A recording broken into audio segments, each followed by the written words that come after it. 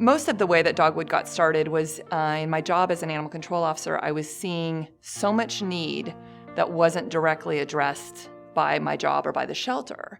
So I might go on a call where an animal's being neglected, but the owner loves their animal and they don't have the financial means to care for it. So it's not really appropriate to press charges in that case.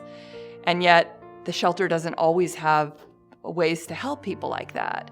So I started doing things like calling in my credit card to veterinarians and sending dogs and cats and whatever needed it in to get care on my dime instead, and taking home animals that came into the shelter but needed more than the shelter could offer. Having a group of my friends reach out and say, we don't want you to have to pay for all this, we want to help you, was huge. It really made a difference in how much I could do. I can do so much more now. And part of my dream and my goal has been to be able to provide more spay-neuter services. And that was another thing that, we have some programs in the county that are wonderful, but there's always a waiting list. There's always more animals that need that.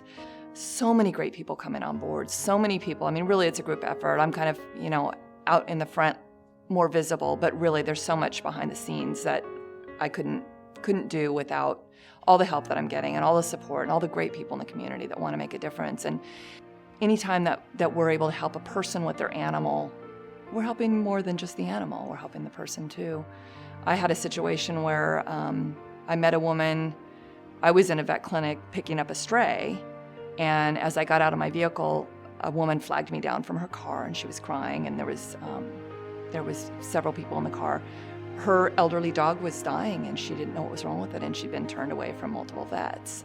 And I looked at this tiny dog, and it was very sick. And vets have to make a living; they can't just see everything for free. And so I ended up sending her to my vet clinic with my, I called in my credit card, and they were able to save the dog, and it was a pretty extensive surgery.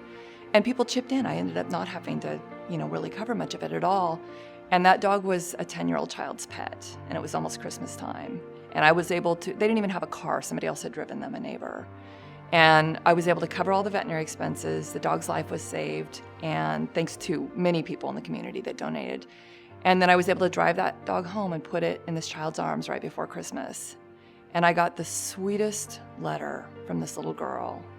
It made everything worth it. I mean, if I had to cover the whole expense, it would have been worth it, because the child had her dog for Christmas. Like, that's all she really wanted.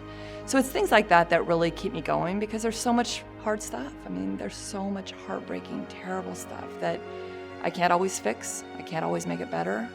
And it's easy to burn out and want to quit.